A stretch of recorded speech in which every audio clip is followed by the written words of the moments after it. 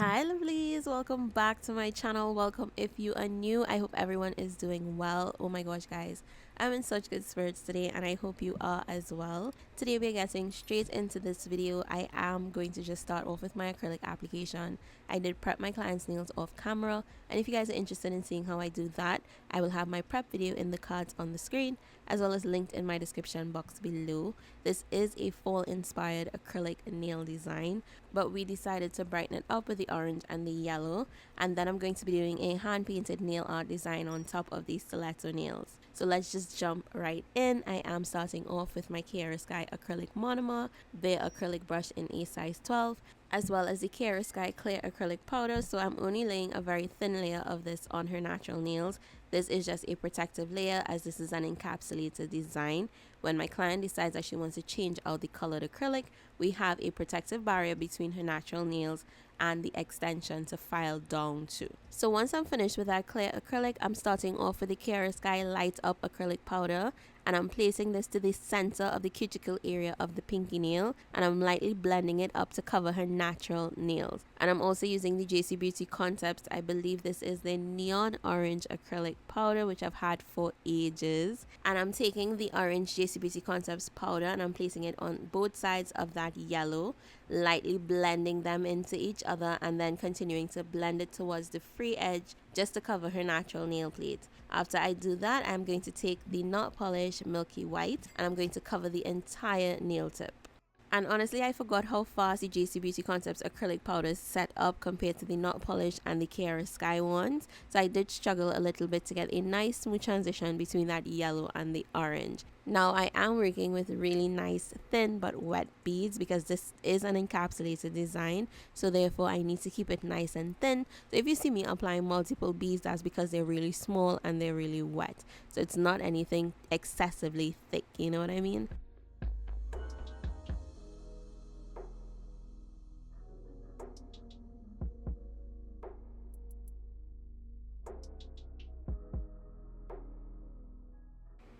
At the point where all the colors meet on this nail, I am taking my clear acrylic powder and I'm applying a very thin layer, and I'm going to be inserting some gold foil at a diagonal.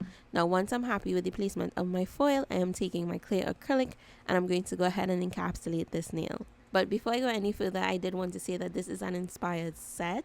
My client did send me this picture, but it is a gel polish nail art design, and now we're converting it into an acrylic encapsulated full set. For this design, I'm not going to lie, it was more like a trust the process type of design for me. So I did struggle a little bit by trying to figure out how to blend the acrylics together, if that makes sense, to achieve a look that is as close to her inspiration as possible. Now I always give my clients a disclaimer whenever they send me a design image. It's not that I'm going to follow it exactly as the picture that they sent. I'm just going to use it as inspiration, and I'm just going to go ahead and do my own thing and try to get it as close to what they want as possible. Now I don't know if this is just me. As an artist, I don't like copying people's work identically. I'm not the person that created the original design, so it's never going to look like the original design, and I like putting my own creative twist on a recreation.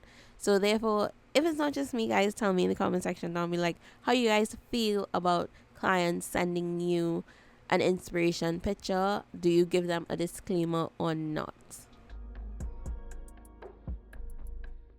For the index finger, I am going to be doing the ombre at the free edge of the nail tip, making sure everything is nicely blended as best as possible, and then I'm going to be doing a little ombre towards the cuticle area as well, making sure that I keep this area really thin because I don't want it to be too bulky at all, because when it comes to filing it's going to be a problem. So I'm making sure to work in really small and wet beads, blending it out as much as possible and trying my best not to use too many beads of acrylic to the cuticle area.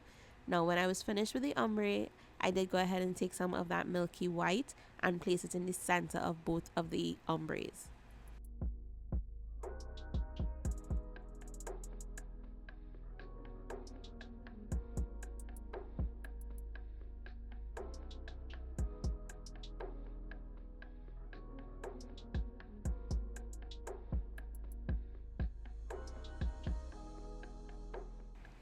Now into that wet acrylic, I'm going to be taking some gold foil once again, and I'm going to create a V shaped at a diagonal on this nail using the gold foil. When I was done with that, I am taking my clear acrylic and I'm going to be encapsulating the entire nail.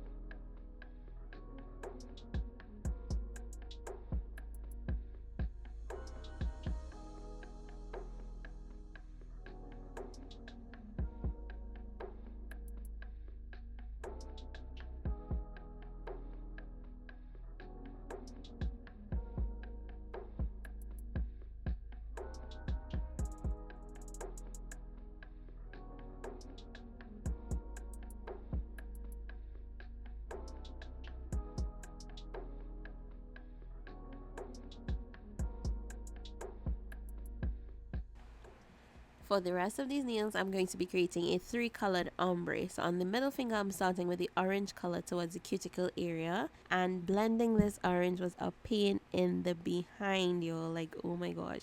It did not give me a nice, smooth transition. As I mentioned before, it was just irritating me. But it's the only orange that I had that was close enough to what she actually wanted. So definitely, I had to make it work. So I started working with the orange in really, really wet beads and sort of blending it little by little up into that yellow, and then blending the yellow back into the orange in order to give me that nice smooth transition.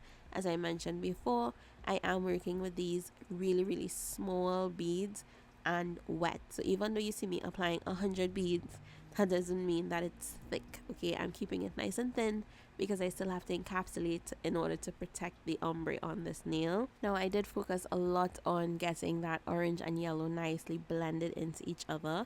Once I was happy with the way that that blended, I'm going to take Milky White from Not Polished. I'm going to blend it into the yellow as well as cover the entire nail tip. Now one thing I love about encapsulating an ombre is that it just smooths everything out. So once I was finished with this nail, I did go ahead and take my 𝘃𝗧𝗏 clear acrylic powder and I went ahead and encapsulated it.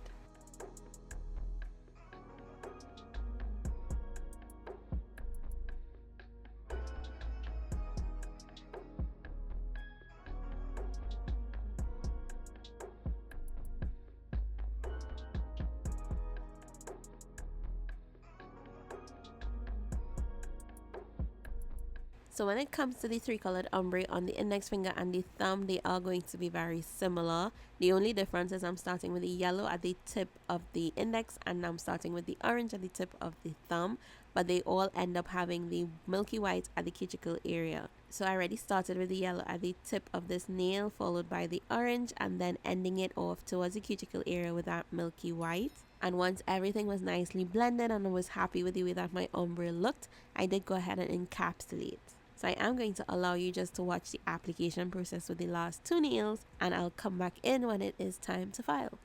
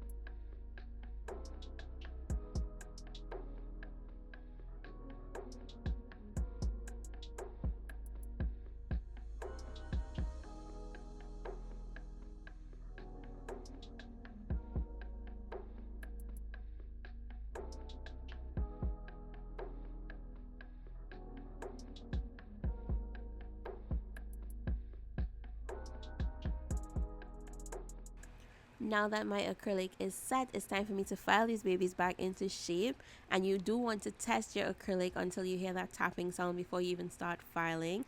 To do this step, I am using my rechargeable 𝗵𝗵 e-file by 𝘃𝗶𝗆𝗀. This is the blue one, and I'm also using their 5-in-1 silver carbide bit in a medium grit.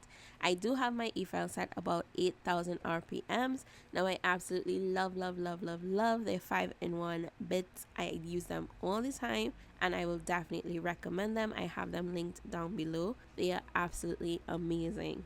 I'm starting off by using this bit to seal in my cuticle area. You want to make sure this area is nice and flush. Once you pass your hand around the cuticle area, you don't want to feel any gaps. If you feel any parts of that nail, then it's going to get caught in your hair, in your clothes, and that is definitely going to cause the nails to lift, as well as you don't want your cuticle area to be too bulky, because that is also a cause for lifting. You need to make sure that everything is nice and sealed, everything is nice and flush. So once I'm happy with my cuticle area, I take the same bit and I go over the entire nail surface in a vertical direction.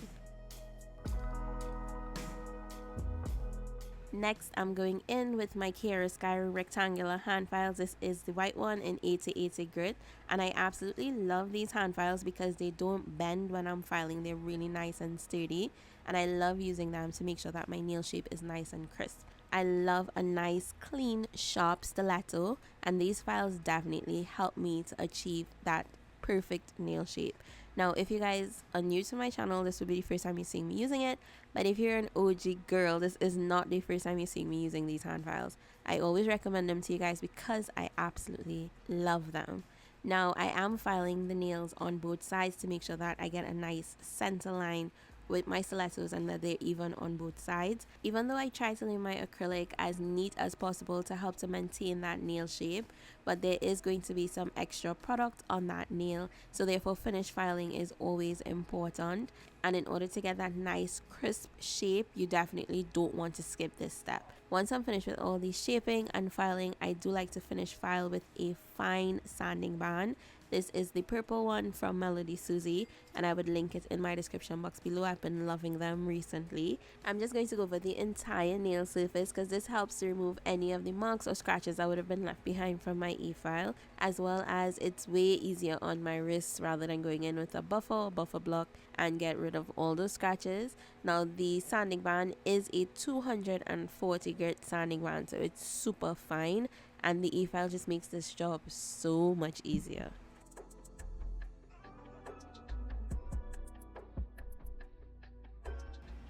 Now that my filing is complete, I'm taking my 𝗃𝗃𝗀𝗃 dust brush and I'm removing all the excess dust, and with a lint-free wipe and my 99% alcohol, I'm going to cleanse these nails nice and clean and get them ready for my nail art design. Taking my black gel paint from 𝗀𝗫𝐿 as well as this long striper brush. I can't remember exactly where I got this striper brush from, but I've had it for ages. I'm going to just start creating a leaf pattern design on this nail, and we're only doing it closer to the cuticle area. So I'm starting with a thick line and then lightly taking the pressure off of my brush as I come closer to the tip of that line, not taking it all the way up the nail. I'm just taking it to the center of the nail, and I'm repeating the same thing on the index finger. The only difference is I'm doing one at the cuticle and one at the tip of the nail. I did go ahead and flash gel that for about 15 seconds in my 𝗵𝗵𝘁 rechargeable LED light, and with the same striper brush and some gold gel paint. This one is by MadamGlam. I'm going to just draw 2 diagonal gold lines on this nail, and on the middle finger I just did 1 diagonal gold line.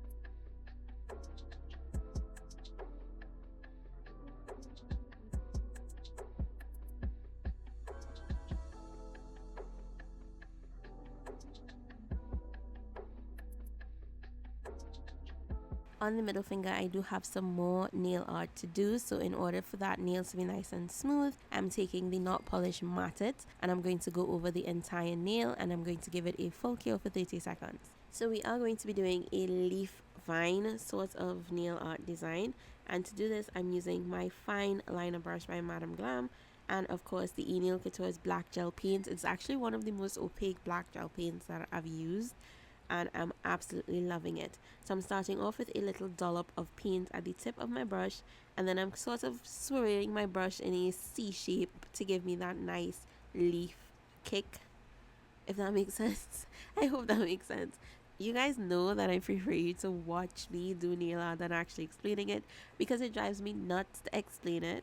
So basically what I'm doing is I'm placing a dollop of that gel paint at the tip of my brush, and because it's at the tip of the brush sort of puts it a little away from the tip. So when you press down that brush against that original line that we had on the nail at first, it gives it a little bit of a line, and then you put some pressure in the center of the leaf, and then as you come to the tip of the leaf you want to release that pressure by lightly lifting your brush gradually. Because these leaves are so small, it's like a faster motion for me personally to create them. So that is all I'm doing. Or you can actually just create two C's and fill in the center to create your leaf, whichever one is easier for you.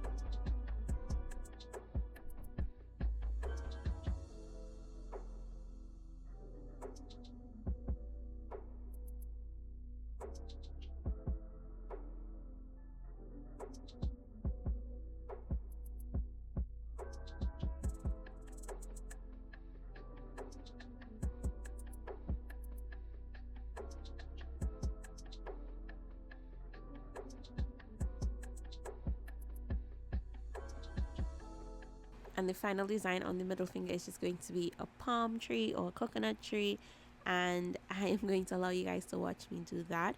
Once I was finished with all the nails, I did flash cure each nail for 15 seconds in my Beyond Pro rechargeable LED light. But once I was finished with all the black, I did go ahead and give it a full cure for 60 seconds just to make sure that everything is fully cured. Once that was nice and dry, I did take the 𝗫𝗫𝗁𝗁𝗁𝗁 Wonder Gel. I recommend this top coat. This top coat is amazing, especially if you're doing nail art or stickers or foil. It seals every in, like, I'm not even joking. And it does not, it's like a scratch resistant top coat, so it does remain nice and shiny and scratch free for the period of time that you're going to be wearing your nails. Definitely 100% recommend it. I will have it linked down below as well. But once I was finished applying the 𝗫𝗫𝗁𝗁𝗁𝗁's top coat, I did go ahead and cure these nails again for a final 60 seconds. I allow my gel top coat to cool down, and then I'm using the not polished cuticle oil to rehydrate her cuticles. And that is basically it for this set. I hope you guys enjoyed it. I love the color scheme though. It sort of reminds me of Halloween, and then with the abstract leaf design on the top, it gives me that fall vibe. Yeah. So I love how it turned out. As I said, while I was doing these, it was definitely a trust the process type of design, but I loved the end result. So go ahead and tell me in the comment section down below how you think these turned out, and add me an orange heart emoji with your comments as well. If you enjoy this video, give it a thumbs up, subscribe down below, and turn your notifications on so that way you don't miss out whenever I post a new video. I will have a clip of what the final result looks like at the end of this video. And go ahead and blow the comment section up, because I look forward to chatting with each and every one of you. I try my best to respond to every comment. Follow me on Instagram for more personal life updates. If you guys want to know exactly how the baby is going and all of that good stuff, definitely head over to Instagram and follow me there. As always, I hope you're having an amazing day or night, whatever time it is where you're watching from right now. I would love for you guys to stay glamorous, be safe, and I'll see you in the next one.